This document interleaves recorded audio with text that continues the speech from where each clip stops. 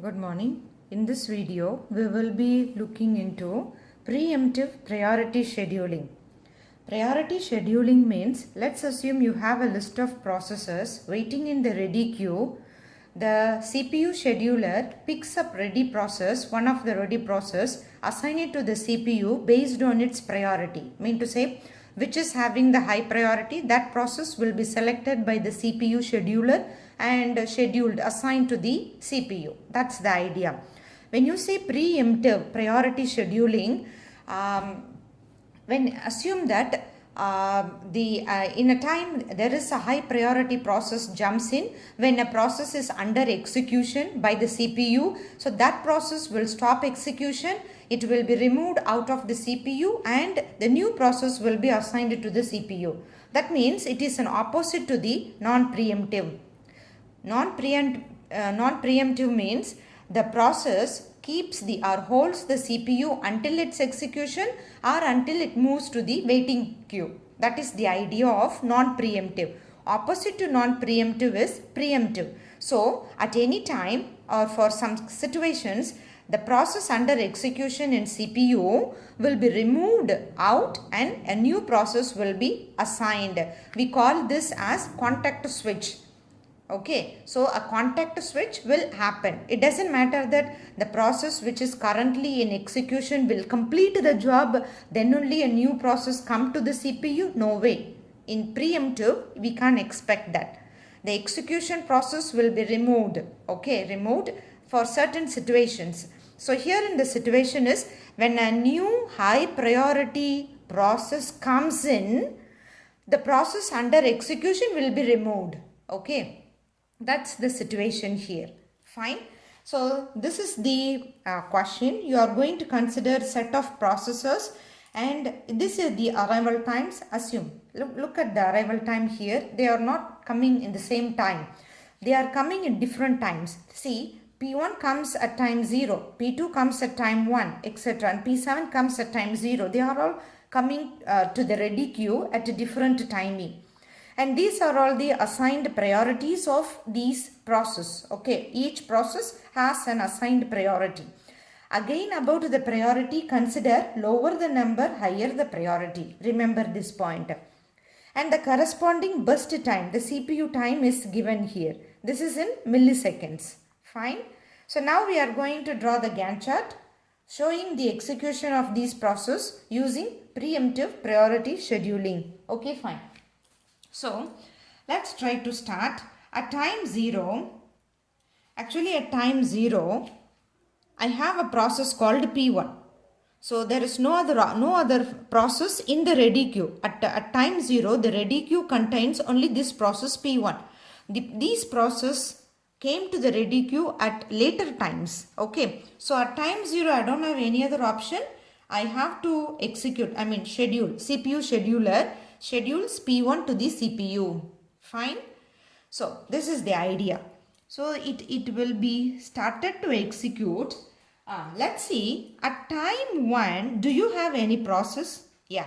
We have a process comes to the CPU, which is P2. Now you have two processes. P1 is currently under execution and now you have a new process P2. So the CPU scheduler decides which job to continue with the CPU, either P1 or P2. Okay, now you have to compare the priority. P1 is currently execution, its priority is 3, the new job has priority 4. So obviously, lower the number, higher the priority. So ignore the P2 time being, continue with P1. So let's continue with P1. Okay. Until time 3. So I'm still continuing with P1. Can I write like that? Here I decided and I continue with P1. So until time 3, the CPU executes P1. Why until time 3? Because at time 3, there is a new process comes in. So the CPU scheduler has to choose between these available processes. Okay, so already you have P1, P2, now a new process P3 comes in.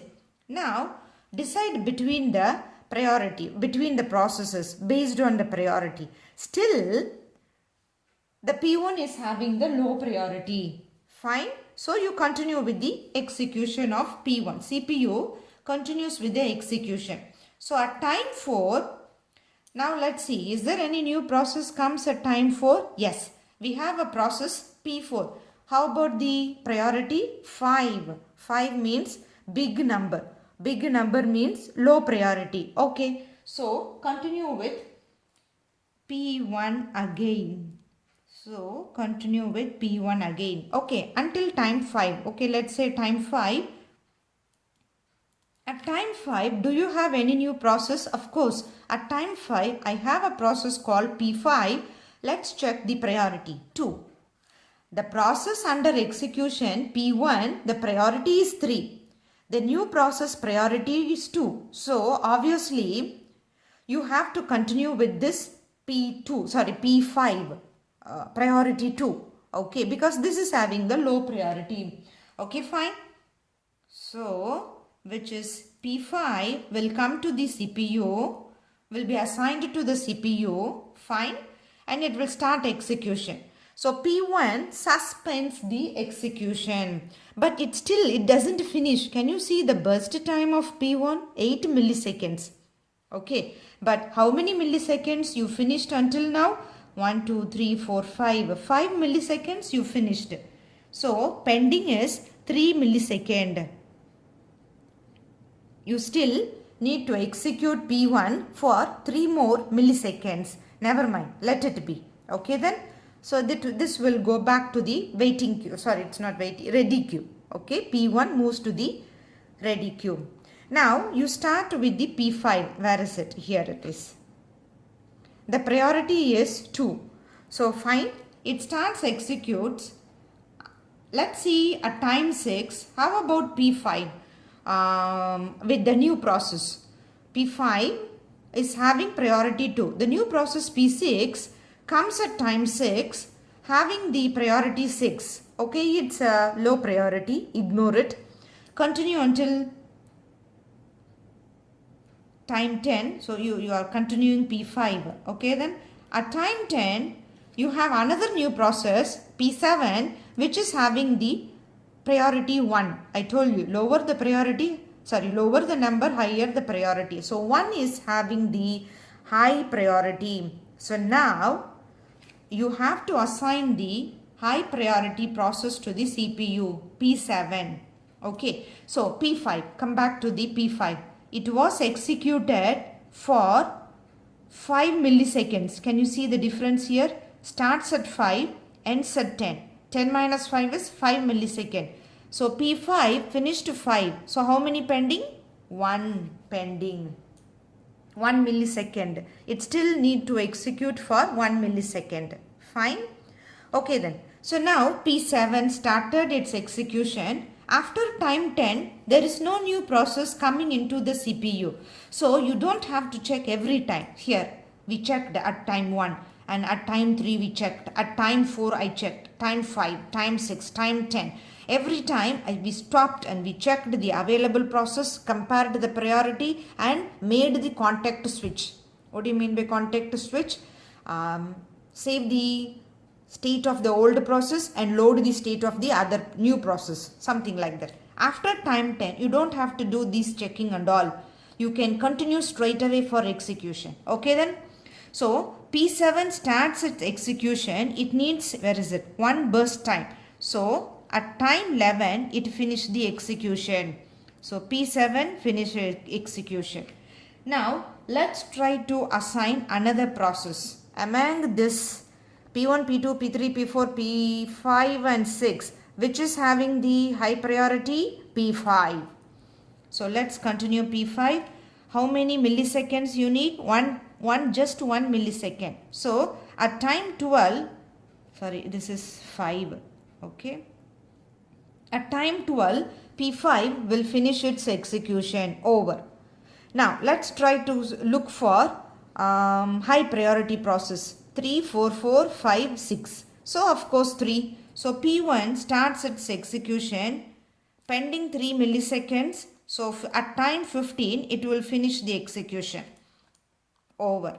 Now P2, P3, P4.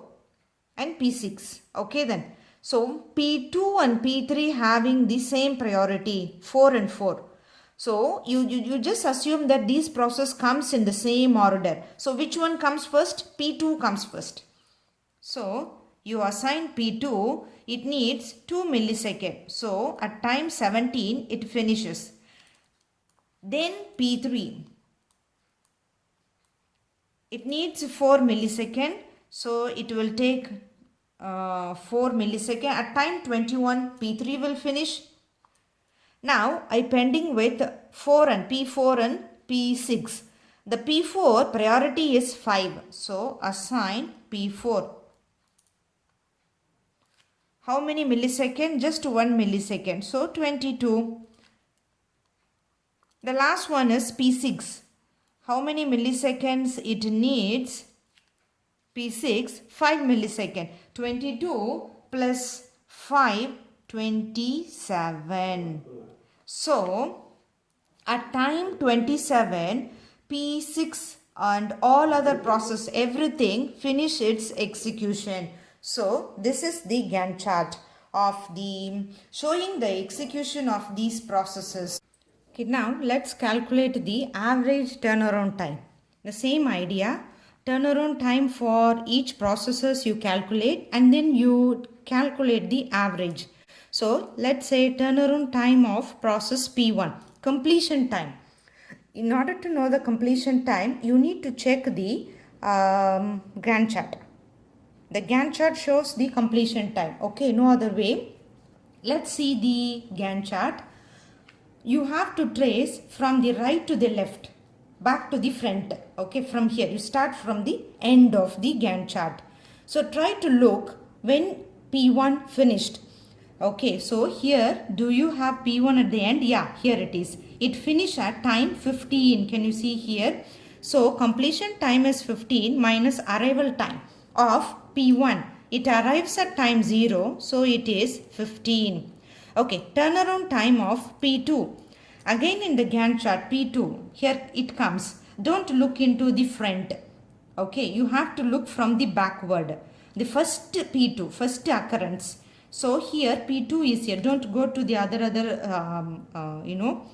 because when you see P1, it comes here, it comes here, it comes here, it comes anywhere. The last P1.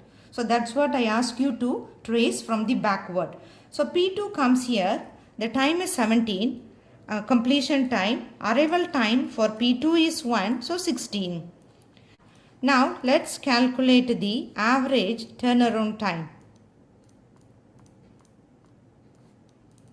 So the average turnaround time, you have to sum them all. After you sum everything, divide by 5. So 15 plus 16 plus 18 plus 18 plus 7 plus 21 plus 1 divided by how many process you have? 7 process. So that is equal to 13.7. So you see 13.7. Okay then. Now let's move on to waiting time. The formula is given. I need the average waiting time. So waiting time of P1, which is equal to turnaround time minus burst time. So turnaround time for P1 is 15. It comes from here. And then the burst time, you can take it from the question, the table. Remember, sometimes we strike and then we write a new, don't consider the new one. The original. What was given in the question. That is the burst time I need. So 15 minus 8. That is equal to 7. So now let's calculate average waiting time. You sum them all like 7 plus 14 plus 14 plus 17 plus 1 plus 16 and then divide by 7. Then you will get 9.8 millisecond. So this is the average waiting time. Thank you.